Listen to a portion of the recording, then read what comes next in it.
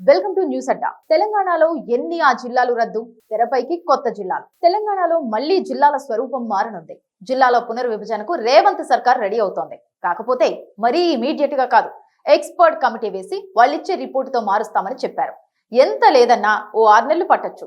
ఇక్కడ మ్యాటర్ పట్టే టైం గురించి కాదు, ఎందుకు మార్చాల్సి వస్తోంది అని.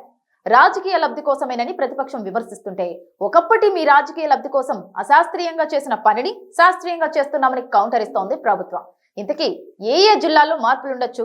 ఇటీవలి కాలంలో జిల్లాల పునర్వ్యవస్థీకరణ చేస్తానని అసెంబ్లీలో మంత్రి పొంగులేటి ప్రకటన చేయడం వెనుక రేవంత్ ఆంతర్యం లేకపోలేదు. కాగా సిరిసిల్ల, సిద్దిపేట, నారాయణపేట, ములుగుతో పాటు మరో 6 జిల్లాలను రద్దు చేసే ఛాన్స్ ఉన్నట్లు స్పష్టమవుతోంది.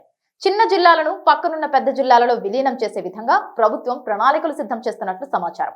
లోక్సభ, అసెంబ్లీ నియోజకవర్గాలకు అనుగుణంగా కొత్త జిల్లాల ఏర్పాటుకి కసరత్తు ప్రారంభమైనట్లు తెలుస్తోంది. దానితో పాటు కొన్ని జిల్లాలకు పేరు మార్చాలనే ప్రతిపాదనలు సిద్ధం చేస్తున్నట్లు తెలుస్తోంది. రేవంత్ రెడ్డి మామ, మాజీ కేంద్ర మంత్రి జైపాల్ రెడ్డి పేరిట ఫ్యూచర్ సిటీ జిల్లాను ఏర్పాటు చేస్తారని ప్రచారం జరుగుతోంది. ఇదిలా ఉండగా గత ప్రభుత్వ హయాంలో ఏర్పాటైన జిల్లాల కథ పెద్దగా ఉందని అంటున్నారు. 33 జిల్లాల ఏర్పాటు చిన్న కథ కాదు, పెద్ద కథే ఉంది. కేసీఆర్ కు ఇష్టమైన అంకె 6. దానికి అనుగుణంగా 33 జిల్లాలు అంటే 3+3 = 6. ఇది సంగతి.